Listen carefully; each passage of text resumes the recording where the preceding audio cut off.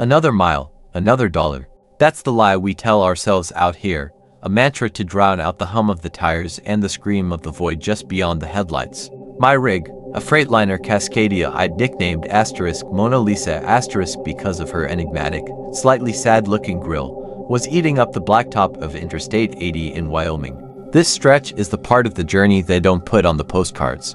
It's not the majestic Tetons or the geysers of Yellowstone. This is the big, empty middle, a sea of sagebrush and despair under a sky so vast it can make you feel insignificant on a good day, and utterly erased on a bad one. My run was a simple one. A straight shot from Cheyenne to Rock Springs, hauling a load of unspecified, probably unimportant freight. I'd done it 100 times. You leave the faint, city-born glow of Cheyenne behind, and within an hour, you're in the belly of the beast. The towns become names on a sign.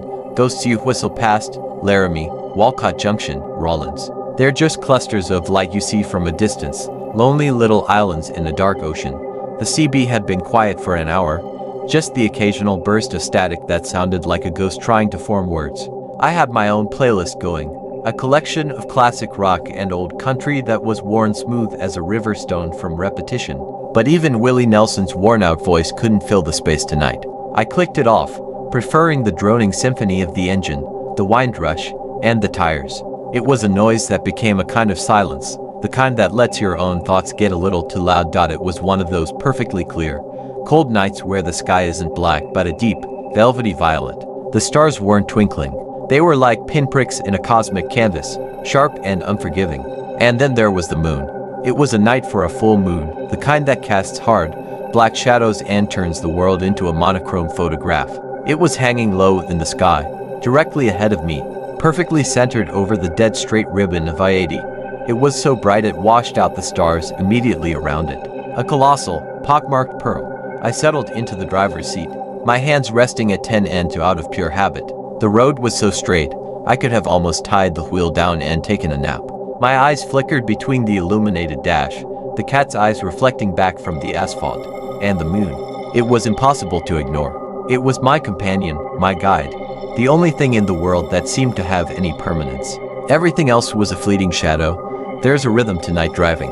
You check your mirrors, you scan the instrument cluster, you look at the road, you glance at the moon. It's a metronome of motion. After a while, the glances at the moon started to last a little longer. It was just so present. It didn't feel distant and cold, the way it usually does. It felt attentive. I shook my head, a physical gesture to dislodge a stupid thought. Too much coffee, not enough sleep. The old trucker's curse. I passed a sign for a rest area, 20 miles ahead. I made a mental note to pull in, splash some water on my face, maybe drink a coffee that tasted like burnt tires and regret. Just something to break the spell. Because a spell was what it was starting to feel like. The empty road, the profound silence, the hypnotic moon. It was a recipe for seeing things that weren't there. I forced my eyes down to the speedometer. 78 miles per hour. Steady as she goes. I looked at the temperature gauge. Normal. The fuel gauge. Half a tank. I looked at the satellite radio display.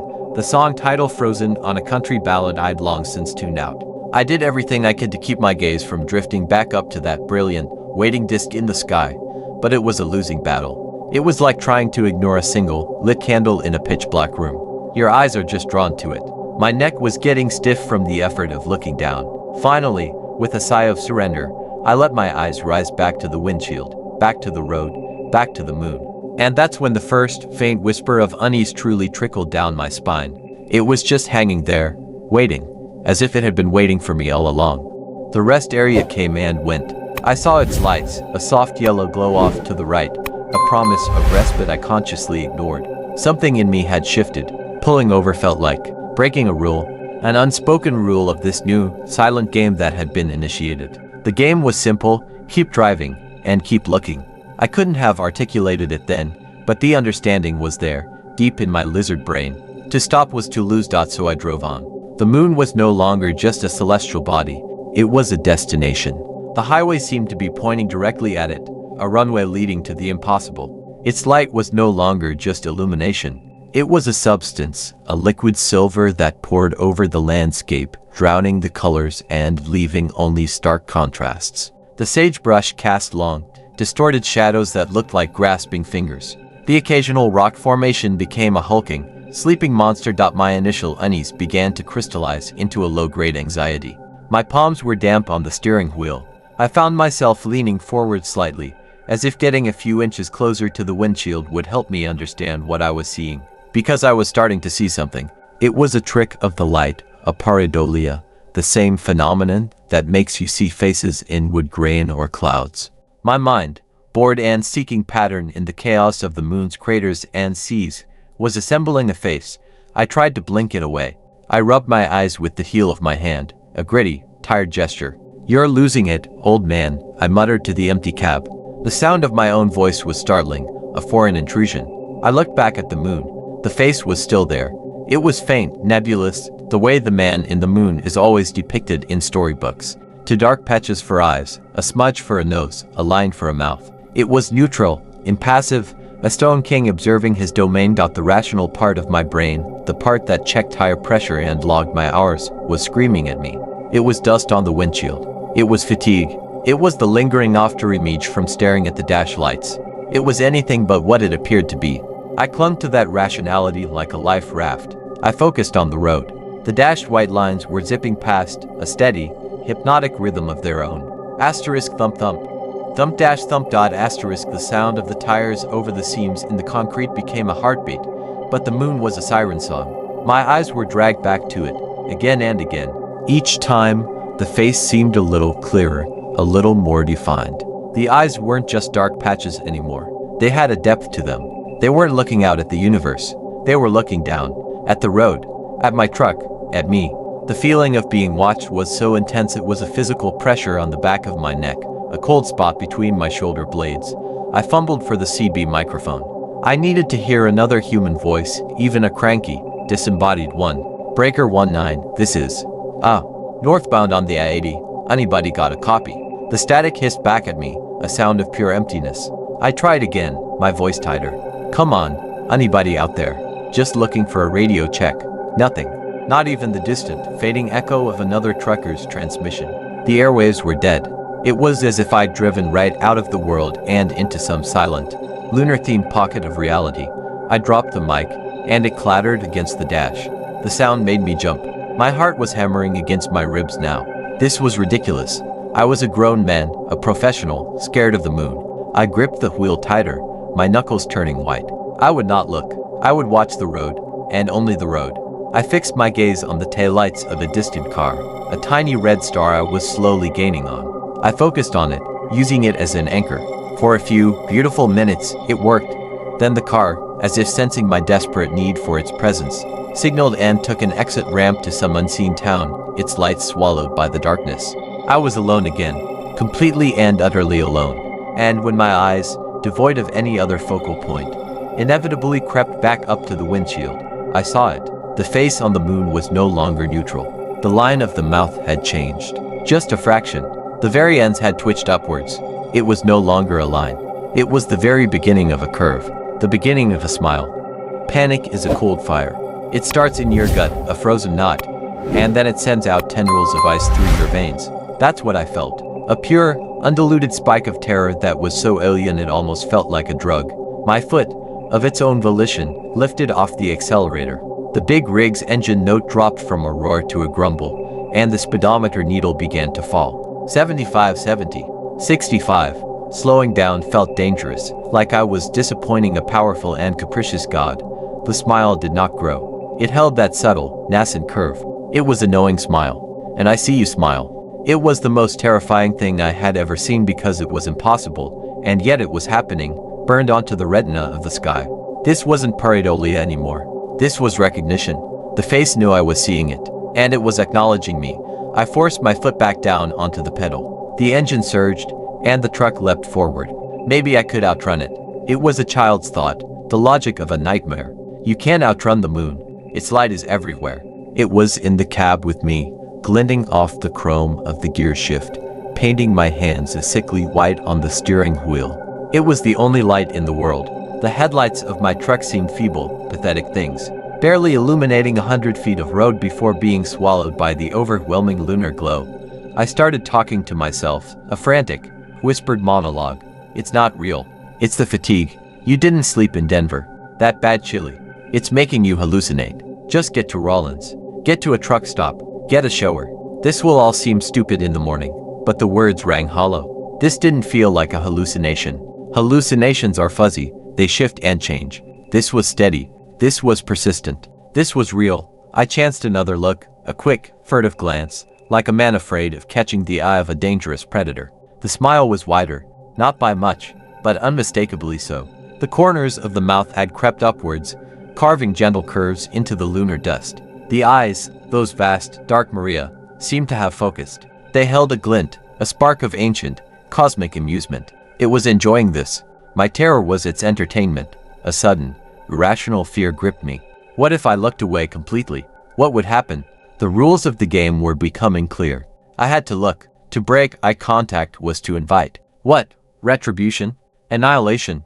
I didn't know, but the primal part of my brain screamed that it would be catastrophic. So I kept my eyes locked on it, my head held in a rigid, aching position. I was driving a 20-ton vehicle at 80 miles per hour down a dark highway, staring at the moon. It was the most reckless thing I had ever done, but the alternative felt infinitely worse.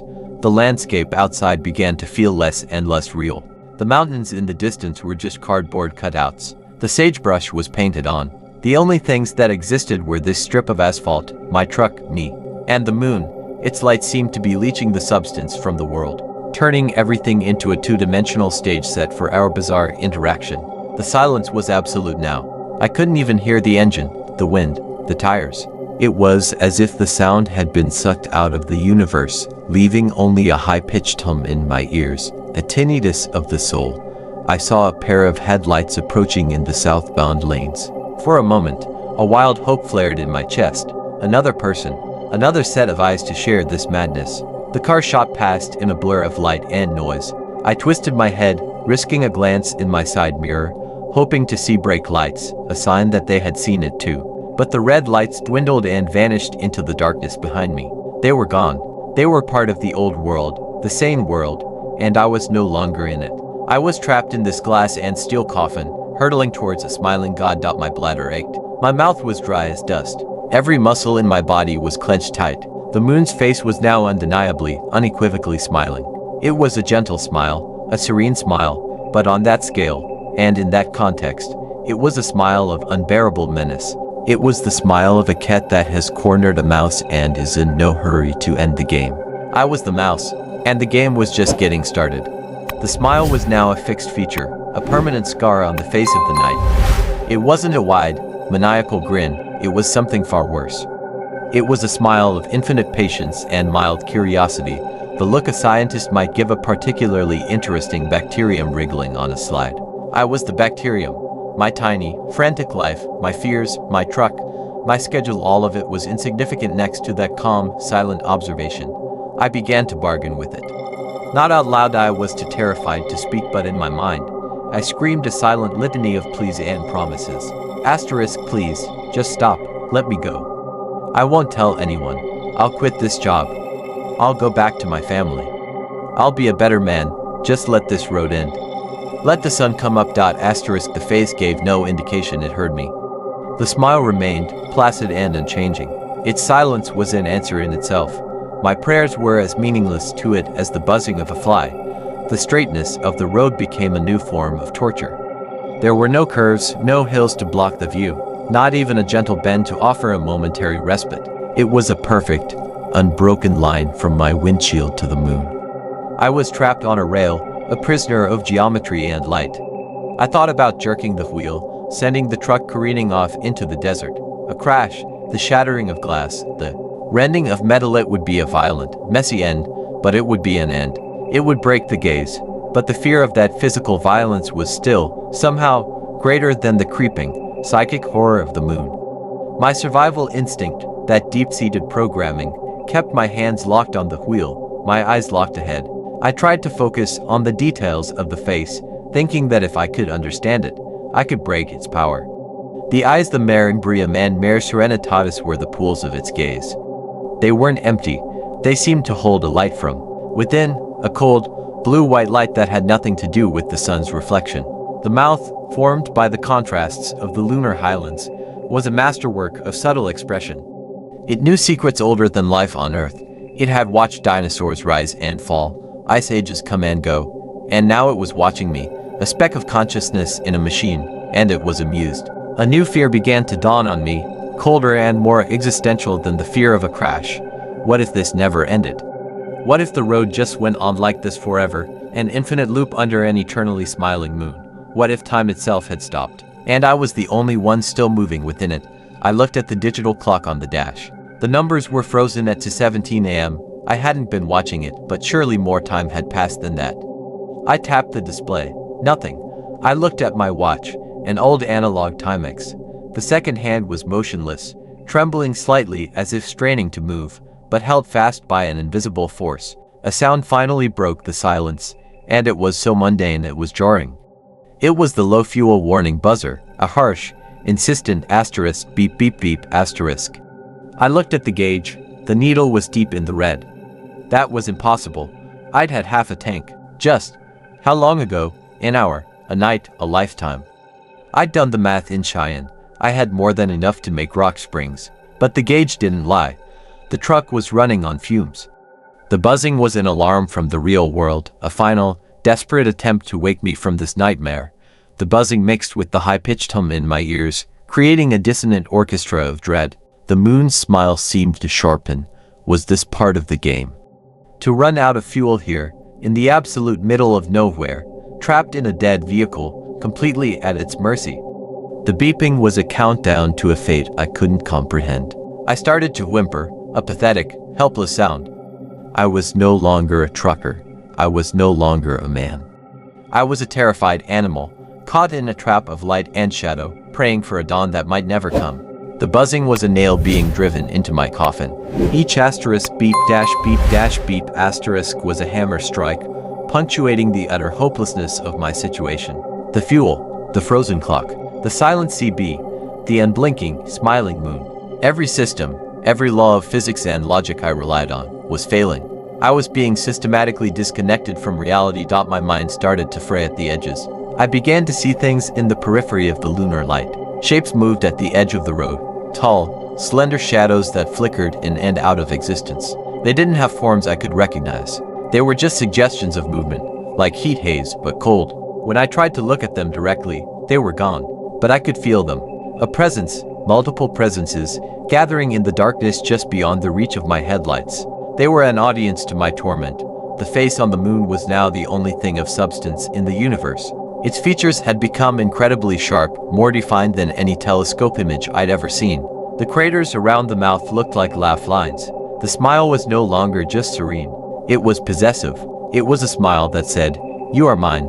The light it emitted felt heavy now, like a physical force pressing down on the truck, slowing it, making the engine labor even as the fuel warning screamed its final frantic song. I found myself making another bargain, a darker one. Asterisk, take me.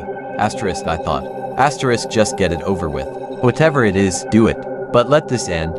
Asterisk, the smile seemed to widen a fraction, as if it had heard me and found my surrender. Predictable. Boring, even. It didn't want my surrender. It wanted my fear. It fed on it. I could feel it drinking my terror like nectar.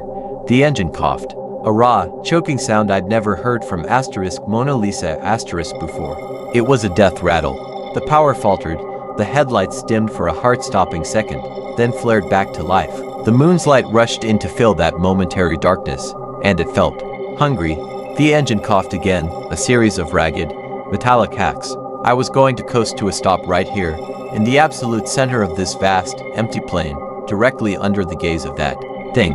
I thought of my wife. Her face, which I hadn't truly pictured in months, swam before my eyes, superimposed over the moon. I thought of my son, who was 7, and who thought his dad was a hero who drove a big truck. The guilt was a physical pain, worse than the fear. I had chosen these lonely roads. I had chosen the solitude. I had run from the complexities of home to the simple, brutal logic of the highway.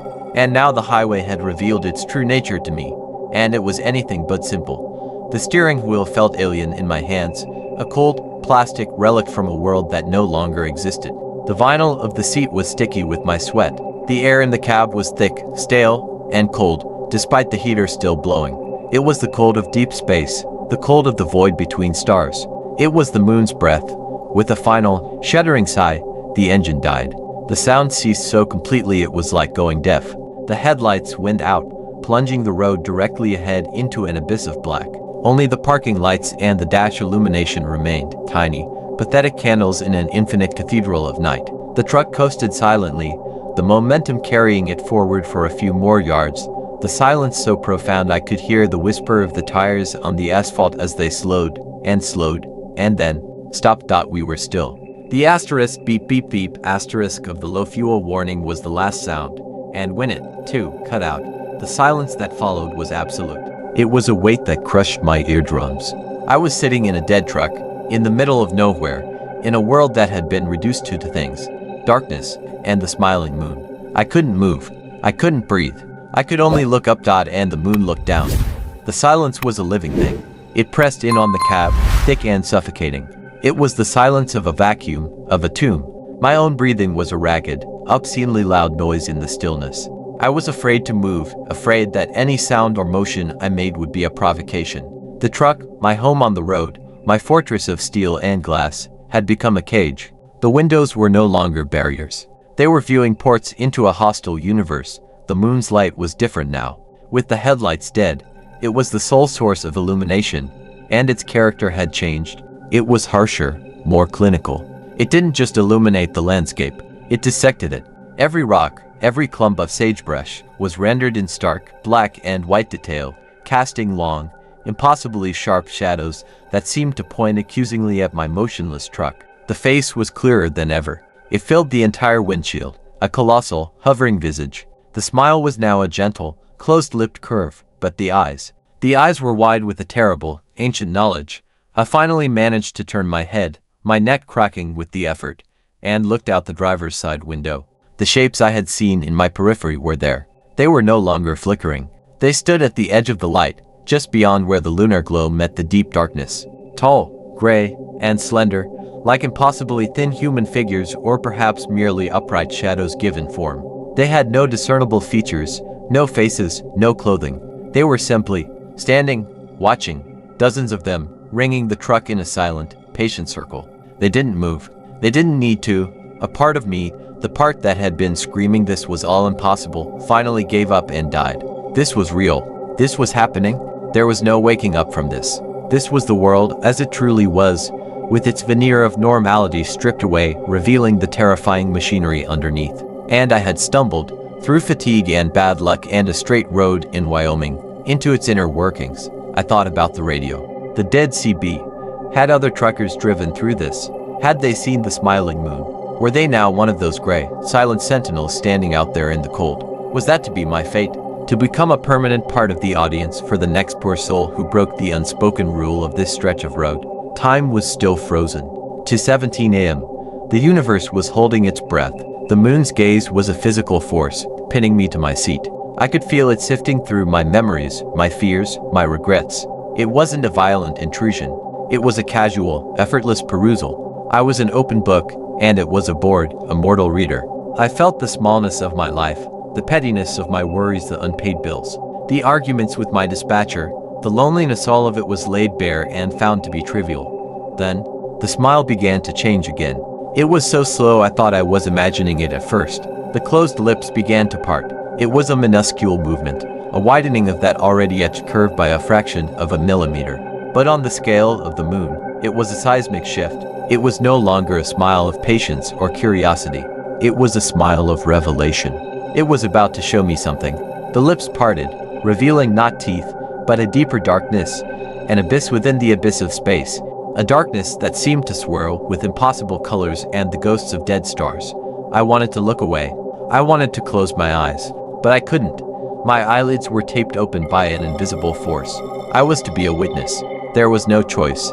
The darkness within the smile yawned wider, and a sound began to emanate from it, a sound that bypassed my ears and vibrated directly in the core of my being. It was a low, resonant hum, the sound of a billion years of silence being broken. It was the sound of the void, and it was calling my name. The sound wasn't loud, but it was immense. It filled the cab, it filled my skull, it filled the universe. It was a note of pure, cosmic loneliness, and it resonated with the very atoms of my body. I felt myself unraveling along with it, my sense of self dissolving into that terrible, beautiful frequency. The gray figures outside remained motionless, but I felt their attention intensify. The climax was approaching. The moon's mouth was open now, a small, black oval against the bright silver of the disk. The darkness within was absolute, a hole punched through reality. And from that hole, something began to emerge. It wasn't a physical object, it was a wave of understanding, a concept. It flooded into my mind, and with it came images, sensations, memories that were not my own. I saw the birth of the solar system, the violent collision that birthed the moon. I felt the ancient, silent pact it had made with this world, a watcher, a recorder, a keeper of lost things. I understood that this stretch of road, this perfect, straight line under its gaze, was a place where the veil was thin, a place where it could reach through. The price for crossing this land under its full, direct gaze was attention.